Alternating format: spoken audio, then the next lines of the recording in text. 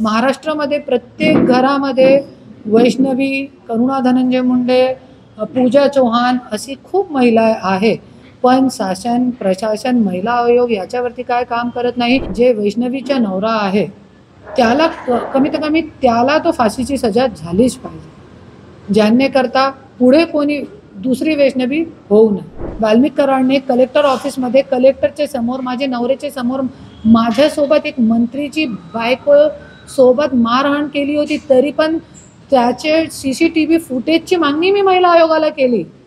न्याय देऊ शकत नाही तुम्ही मला।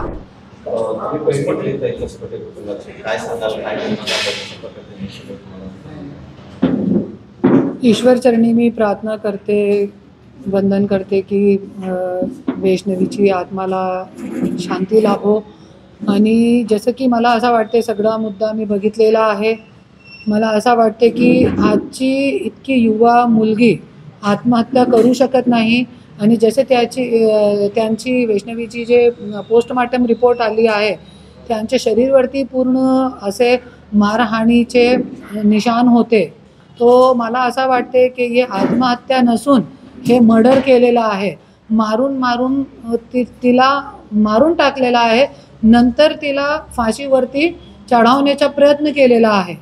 आणि जसं मी आज तळागाळामध्ये काम करत मी बघते, महाराष्ट्रामध्ये प्रत्येक घरामध्ये वैष्णवी, करुणा धनंजय मुंडे, पूजा चव्हाण अशी खूप महिला आहे, पण शासन प्रशासन महिला आयोग याच्यावरती काय काम करत नाही त्याच्यासाठी। आणि आज तुम्ही बघू शकता की जे वैष्णवीची जाऊ आहे तिने पण सगळा आज मुद्दा सांगितलेला आहे की तिच्यासोबत पण खूप मारहाण केली, तो पण प्रशासन काय करत आहे, कशामुळे हे इतकी महिला आत्महत्या, महिलांवरती अत्याचार, महिलांना मारून टाकण्याचा प्रयत्न, हे सगळं कशासाठी आज वाढत चाललं आहे, त्याच्यावरती शासन प्रशासन कशाला आज काम करत नाही।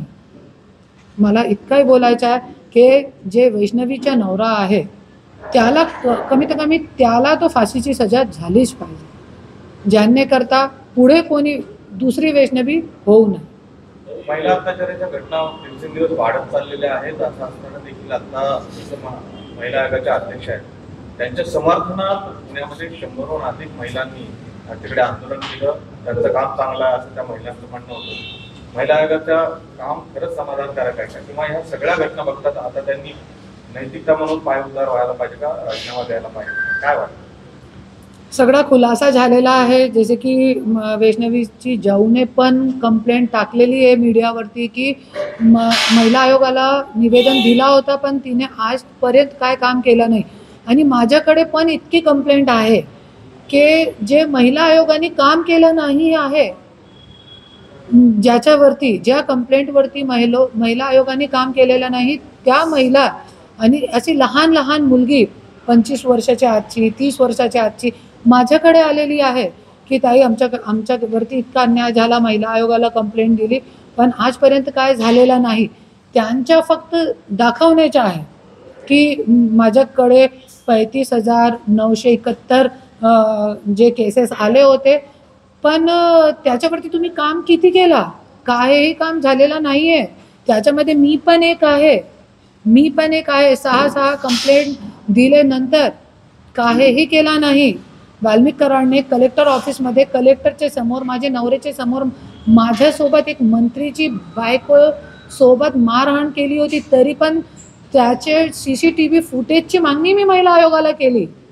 न्याय देऊ शकत नाही तुम्ही मला, पण माझे जे पुरावे आहे ते द्या, ते आजपर्यंत दिलेले नाही। 1 वर्ष झालं महिला आयोग काम करत नाही।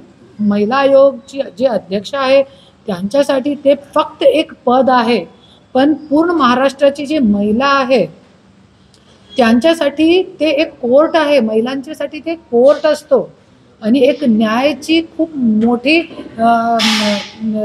गद्दी असतो ते, ज्याच्यावरती त्या न्याय करू शकतात, पण त्या भाषणबाजीमध्ये, राष्ट्रवादीचे प्रचारमध्ये व्यस्त आणि मस्त राहतात, त्याच्यासाठी आज काय काम करत नाही। महिला आयोगात तक्रार केली, तुम्हाला न्याय मिळाला का? तसंच न्याय वैष्णवीला मिळेल का? वैष्णवीला न्याय मिळू शकतो क्योंकि त्यांचे पोस्टमॉर्टम रिपोर्ट आलेले आहे, त्यांच्या पाठीमागे त्यांचे आई वडील आहे आणि मला तो आजपर्यंत न्याय भेटला नाही. पण 100% कोर्टामध्ये आज मला न्याय मिळालेला आहे आणि आज वैष्णवीचा जे मुद्दा आहे ते कोर्टामध्ये गेलेला आहे. तो 100% मला खात्री आहे की 100% वैष्णवीला पण न्याय भेटणार आणि मला तो मिळालेला आहे, सगळ्यांना माहिती आहे. सोशल मीडियाच्या भाऊ गर्दीत विश्वासार्हतेने चकाकणारे नाव म्हणजे लेट्सअप मराठी.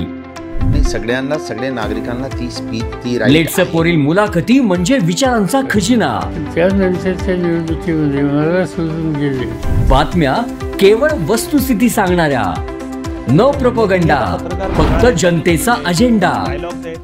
क्योंकि आने वाला कल जाने वाला है, जाने वाला कल आने वाला है. राजकारण, मनोरंजन असो की क्रीडा क्षेत्र, महाराष्ट्राची स्पंदने संवेदनशीलतेने टिपणारे माध्यम म्हणजे लेट्सअप मराठी. जगासोबत एक पाऊल पुढे राहण्यासाठी लेट्सअपचे ॲप, सोशल मीडिया आणि वेबसाईट सोबत कनेक्टेड रहा.